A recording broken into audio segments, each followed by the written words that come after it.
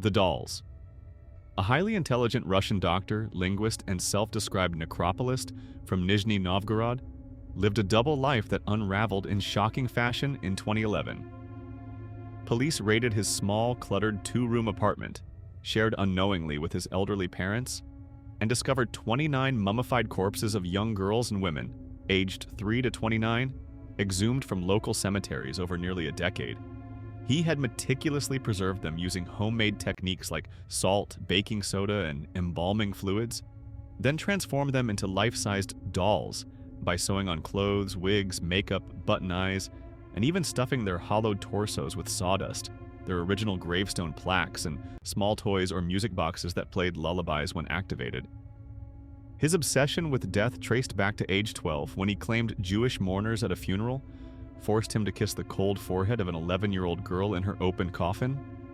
A ritual kiss he said scarred him deeply, igniting a lifelong fixation on the dead and the occult.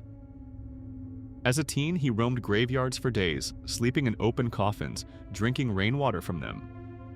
Unable to adopt children due to poverty, he turned to graves of forgotten girls whose families had stopped visiting, up to 150 suspected exhumations in total.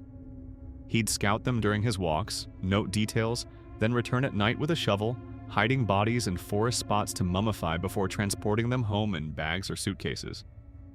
In his apartment, amid stacks of books and maps, the dolls sat on shelves or furniture, some posed watching TV, others asleep with teddy bears. One had a hospital tag still inside. He named them and spoke to them daily, believing they would one day resurrect. The stench from his flat, rotting flesh masked by air fresheners, drew complaints, but his parents, often away, dismissed the dolls as valuable antiques he'd collected. A breakthrough came from cemetery desecration reports. Police questioned the local grave expert who fidgeted suspiciously. Raiding his home on November 2, 2011, officers recoiled at the site, dolls slumped realistically, some grinning from decay, music tinkling eerily. One investigator vomited.